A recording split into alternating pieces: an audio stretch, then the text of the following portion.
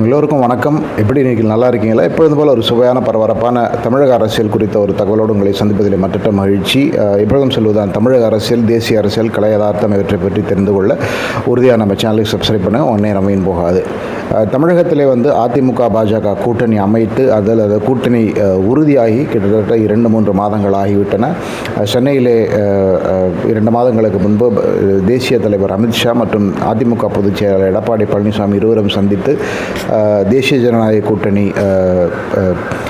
2026 தமிழகத்திலே ஆட்சியை பிடிக்கும் என்று சொல்லப்பட்டது. அதற்கு பிறகு பல குழப்பங்கள் இருந்தன. அதாவது அமித்ஷா பேசிய பொழுது அதிகார பங்கீடு 2026 சட்டமன்ற தேர்தலில் தமிழகத்திலே தேசிய ஜனநாயக கூட்டணி ஆட்சி அமையும் என்று சொன்னார். அதாவது அண்ணா திராவிட முன்னேற்ற கழகம் மற்றும் பாஜக அந்த 2 கட்சிகளும் கூட்டணி சேர்ந்து ஆட்சி அமையும் என்று சொல்லியிருந்தார். அதற்கு பிறகு தமிழகத்திலே பேசிய பல அதிமுக தலைவர்கள், எடப்பாடி பழனிசாமி ஆகட்டும், சி வி சண்முகம் ஆகட்டும், இல்லை பிறராகட்டும், சரியாக அது புரிந்து கொள்ளப்படவில்லை. இங்கே அதிமுக தலைமையிலே அதிமுக தனித்துத்தான் ஆட்சி அமைக்கும், தேசிய ஜனநாயக கூட்டணி ஆட்சி அப்படிங்கிறது அதிமுக தலைமையிலே கூட்டணி என்று தான் அமித்ஷா சொன்னாரே தவிர எந்த விதத்திலையும் அதிகார பங்கீடு, அதாவது மந்திரி சபையிலே பாஜகவுக்கு பங்கு அப்படிங்கிற பேச்சுக்கே இடமில்லை என்று திட்டவட்டமாக தெரிவித்திருக்கிறார். அதற்கு பிறகு மாநில தலைவராக நயினார் நாகேந்திரன் நியமிக்கப்பட்டார் அப்படிங்கிறது எல்லோருக்கும் தெரியும். அண்ணாமலை இப்போதைக்கு அந்த பதவியிலிருந்து விலகி கொண்டு விட்டார் என்று தகவல் வந்தது.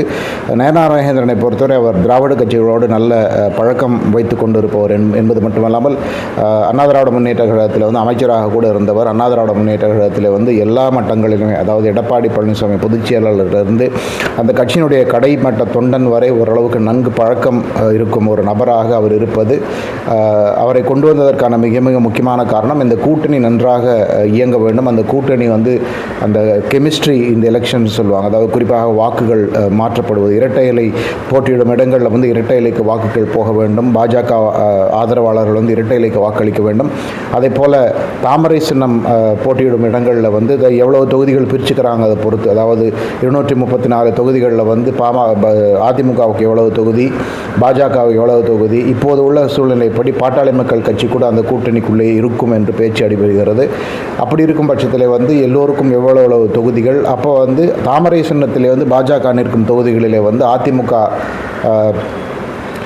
வாக்காளர்கள், அதிமுக ஆதரவாளர்கள் தாமரை சின்னத்திற்கு வாக்களிக்க வேண்டும். அந்த ஓட் டிரான்ஸ்ஃபருங்கிறது தான் மிக மிக முக்கியமான ஒன்று. அந்த தேர்தல் அன்றைக்கு அந்த எலெக்ஷன் பூத், ஒரு அசம்பிளி தேர்தலில், ஒரு அசம்பிளி கான்ஸ்டிடுவன்சி, ஒரு சட்டமன்ற தொகுதியில் கிட்டத்தட்ட 450 அல்லது 500 போலிங் பூத்ஸ் இருக்கும். அந்த போலிங் பூத்தில் என்ன நடக்கிறது அப்படிங்கிறது தான் வெற்றி தோல்வியை மாற்றி அமைக்குங்கிறது எல்லோரும் அறிந்தது தான்.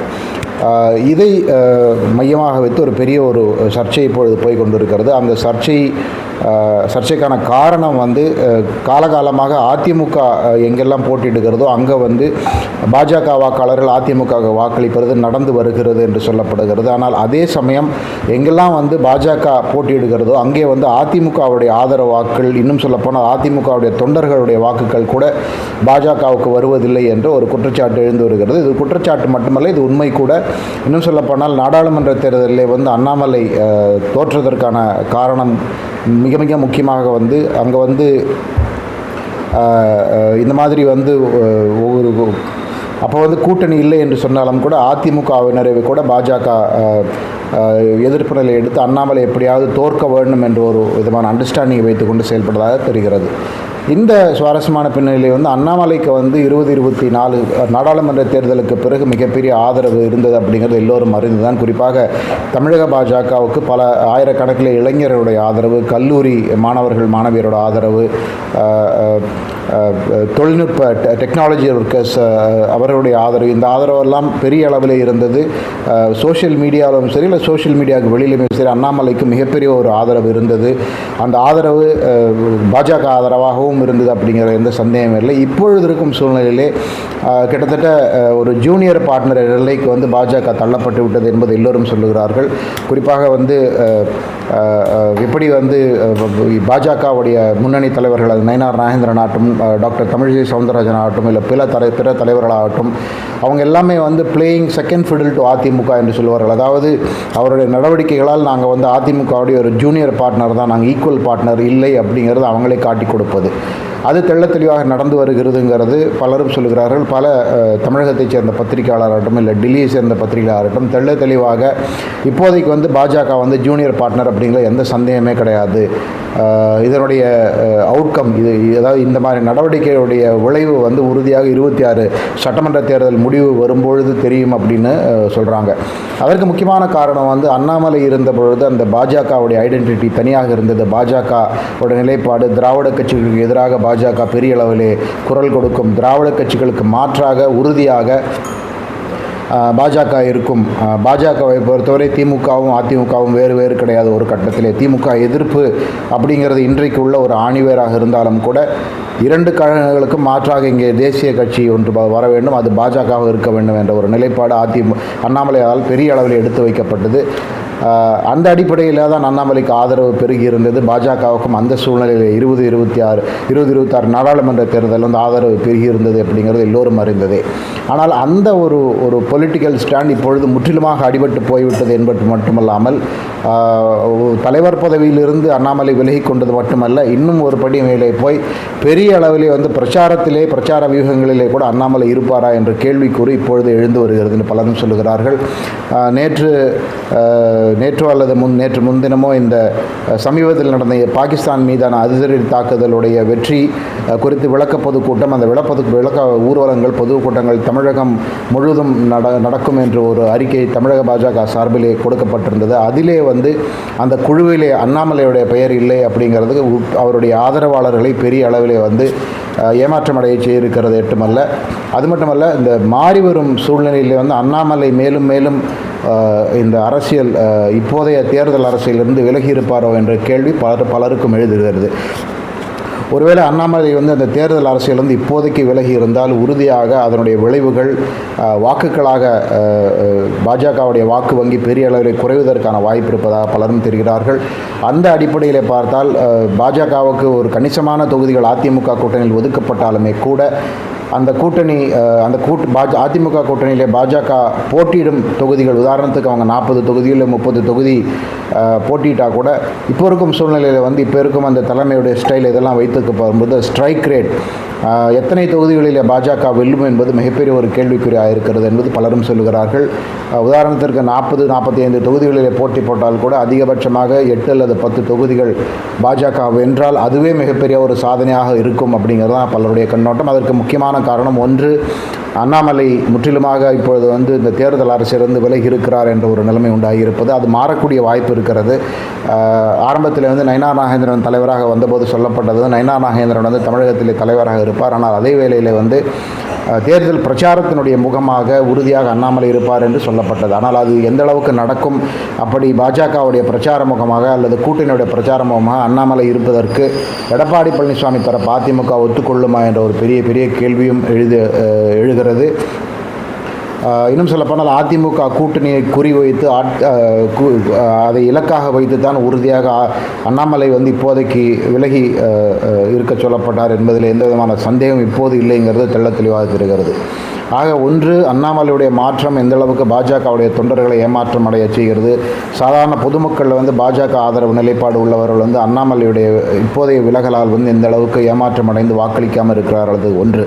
இன்னொன்று, இந்த தேர்தலில் வந்து அந்த பூத் லெவலில் வந்து அந்த கெமிஸ்ட்ரி அதிமுக போட்டி போடும் இடங்களில் வந்து பாஜக வாக்கள் அதிமுக போகக்கூடும், ஆனால் பாஜக போட்டியிடும் இடங்களில் வந்து அதிமுக வாக்கள் பாஜகவுக்கு வராது. இந்த கூட்டல் கழித்தல் கணக்குகள்லாம் பார்க்கும் பொழுது உறுதியாக தமிழக பாஜகவுடைய நிலைமை வந்து இப்போதைக்கு வந்து ஒரு பெரிய அளவில் சொல்லிக்கொள்ளும் அளவுக்கு இல்லை அப்படிங்கிறத பலரும் சொல்லுகிறார்கள். அதற்கு மிக முக்கியமான 2 காரணங்கள். ஒன்று, இந்த ஓட் டிரான்ஸ்ஃபர் நடப்பது மிக கடினம். இன்னொன்று, அண்ணாமலையுடைய இந்த தேர்தல் அரசியலிருந்து இப்போதைக்கு வந்து முற்றிலுமாக ஒதுக்கப்பட்டு இருக்கிறாரோ என்ற ஒரு ஐயப்பாடு, சந்தேகம். அந்த சந்தேகம் வந்து தீர வேண்டும் என்று சொன்னால் அண்ணாமலை தேர்தல் அரசியலுக்கு இந்த பிரச்சாரத்தின் முகமாக இருப்பார் என்ற ஒரு செய்தி தேசிய பாஜகவால் சொல்லப்பட வேண்டும் என்பதில் சந்தேகமில்லை. ஆனால் அப்படி நடக்குமா என்ற ஒரு சந்தேகம் இருப்பதாக பலரும் சொல்லுகிறார்கள். ஆக இவற்றையெல்லாம் கூட்டி கிழித்து பார்த்தால் ஒருவேளை அண்ணா திராவிட முன்னேற்ற கழகம் பாஜகவுடைய அந்த தேசிய ஜனநாயக கூட்டணி, அதில் பிறர் யாரெல்லாம் சேரலாங்கன்னு தெரியல. பாமக சேரலாம், தேசிய திராவிட முன்னேற்ற கழகம் சேரலாம், பிற 1-2 சிறிய கட்சிகள் சேரலாம். இப்படி எல்லோரும் சேர்ந்தாலுமே கூட, ஒருவேளை அந்த அதிமுக பாஜக கூட்டணி அமைத்தாலுமே கூட பாஜகவுக்கு இந்த பெரிய அளவில் வெற்றிகள் இருக்காது. சட்டமன்றத்தில் வந்து பாஜக உறுப்பினர்கள் வந்து பாஜக உடைய உண்மையான ஆதரவாளர்கள் எதிர்பார்ப்பது போல் அதிக அளவில் இருக்காது. உதாரணத்துக்கு ஒரு 40 பேர் போட்டி போட்டாக்க 20-25 எம்எல்ஏ ஜெயிச்சா நல்லா இருக்கும்னு ஒரு ஆசை பாஜகவில் பலருக்கு இருக்கலாம். அல்லது பொதுவிலே கூட ஒரு நியூட்ரலாக பாஜக வளர வேண்டும் நினைப்பவருடைய எண்ணம் இருக்கலாம். அது நடப்பதற்கான சாத்தியக்கூறுகள் மிக மிக குறைவு அப்படிங்கிறது தெள்ள தெளிவாக தெரிகிறது ஒன்று. ஆனால் இன்னொரு கணக்கையும் பலரும் சொல்லுகிறார்கள், திமுகவை பொறுத்தவரை அவர்கள் இன்னுமே கூட இவ்வளவு ஆன்டி இன்கம்பன்சி ஆட்சிக்கு எதிரான எதிர்ப்பு இருந்துமே கூட இன்னும் எளிதில் வெற்றி பெற்று விடலாம் என்று அவர்கள் நம்புவதாக சொல்லப்படுகிறது. குறிப்பாக அவர்களுடைய பின்புலத்திலே இருக்கும் அந்த பெண் நெட்வொர்க் என்ற நிறுவனம் பெரிய அளவில் பிரச்சார யுக்திகளை கையில் எடுத்திருக்கிறது.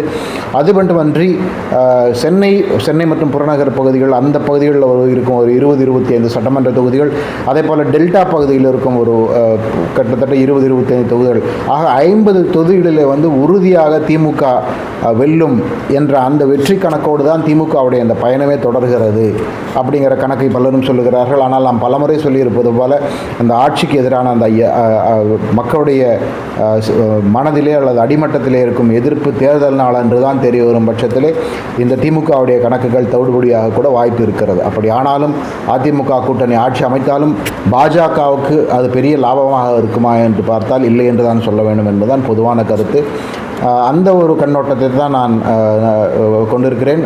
இந்த தகவலை உங்களோடு பகிர்ந்து கொள்ளத்தான் நான் வந்தேன். அண்ணாமலையுடைய விலகல் மற்றும் இப்போதைய தமிழக பாஜகவுடைய நடவடிக்கைகள் உறுதியாக தமிழக பாஜகவுக்கு இப்போதைக்கு அதனுடைய கட்சி எதிர்காலத்திற்கு ஒரு பெரிய மைனஸ் என்பதில் சந்தேகமில்லை. இதை பற்றி நீங்கள் என்ன நினைக்கிறேன்னு பதிவு பண்ணுங்கள். நான் வேறொரு தகவலோடு விரைவில் சந்திக்கிறேன். மிக்க நன்றி.